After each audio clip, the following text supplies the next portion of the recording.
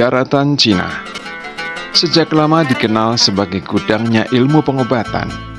Maka di sana Sunan Gunung Jati juga berdakwah dengan jalan memanfaatkan ilmu pengobatan. Beliau menguasai ilmu pengobatan tradisional.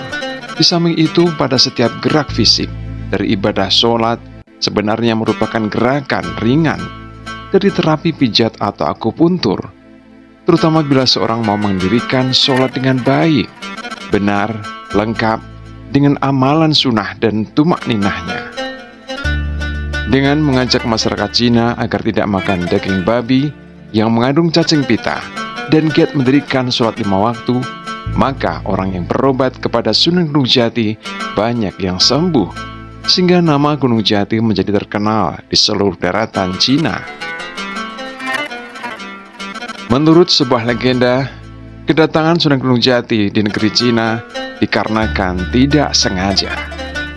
Pada suatu malam, beliau hendak melaksanakan sholat tahajud. Beliau hendak sholat di rumah, tapi tidak bisa khusyuk. Lalu beliau sholat di masjid. Di masjid juga belum bisa khusyuk. Beliau heran, padahal bagi para wali, sholat tahajud adalah kewajiban yang harus dilaksanakan dengan sebaik-baiknya. Kemudian Sunan Gunung Jati sholat di atas perahu yang ditambatkan di tepi pantai Cirebon. Di sana beliau dapat sholat dengan khusyuk. Bahkan setelah sholat dan berdoa, beliau dapat tidur dengan nyenyak. Ketika beliau terbangun, merasa kaget. Daratan Pulau Jawa tidak tampak lagi.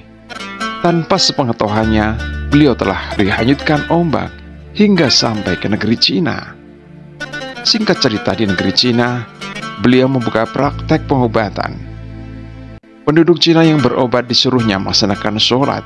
Setelah mengerjakan sholat, mereka sembuh. Makin hari namanya makin terkenal. Beliau dianggap sebagai sinsei atau tabib sakti yang berkepandaian tinggi. Kabar adanya tabib asing yang berkepandaian tinggi terdengar oleh kaisar. Sunan Gunung Jati dipanggil ke kaisar. Kaisar Cina hendak menguji kepandaian Sunan Gunung Jati. Sang kaisar berpikir, sebagai seorang tabib, Sunan Gunung Jati pasti dapat mengetahui mana seorang yang hamil muda atau yang belum hamil. Kemudian 2 orang putri kaisar disuruh maju. Seorang di antara mereka sudah bersuami dan sedang hamil 2 bulan dengan perut yang masih nampak kecil, sehingga nampak seperti orang yang belum hamil. Sedang yang seorang lagi masih perawan, namun perutnya diganjal dengan bantal, sehingga nampak seperti orang hamil.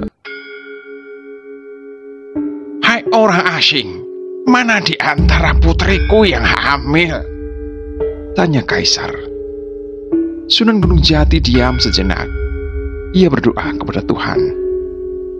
"Hai orang asing, mengapa kau diam? Cepat kau jawab," bentak kaisar Cina. Sunan Gunung Jati menjawab dengan gerakan menunjuk putri Ong Tien yang masih perawan. Kaisar tertawa terbahak-bahak mendengar jawaban itu. Demikian pula seluruh menteri dan semua orang yang ada di balairung istana kaisar. Namun tiba-tiba tawa mereka terhenti karena putri Ong Tien menjerit keras sembari memegang perutnya. "Ayah, ayah, saya benar-benar hamil, ayah, ayah." Kaisar menjadi murka. Sunan Gunung Jati diusir dari daratan Cina. Sunan Gunung Jati menurut. Hari itu juga beliau pamit pulang ke Pulau Jawa. Namun putri Ong Tien ternyata terlanjur jatuh cinta kepada Sunan Gunung Jati. Maka dia minta kepada ayahnya agar diperbolehkan menyusul Sunan Gunung Jati ke Pulau Jawa.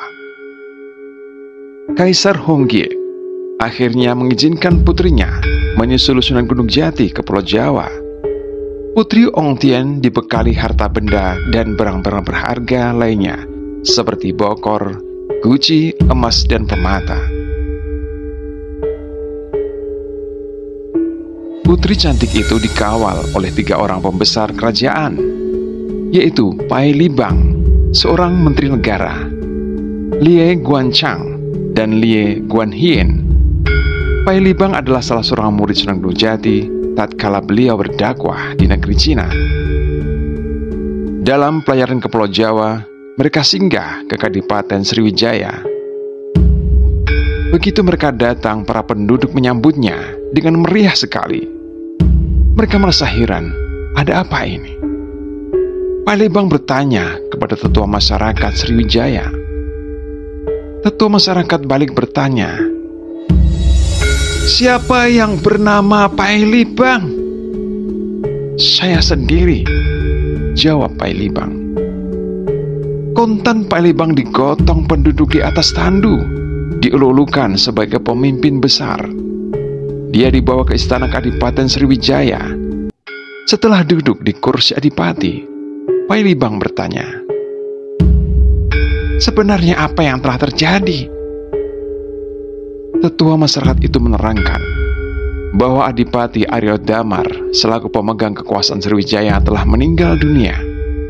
Penduduk merasa bingung mencari penggantinya karena putra Aryo Damar sudah menetap di Pulau Jawa, yaitu Raden Patah dan Raden Hasan.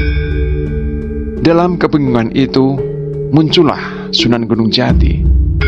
Beliau berpesan bahwa sebentar lagi akan datang rombongan muridnya dari negeri Cina. Namanya Pai Libang.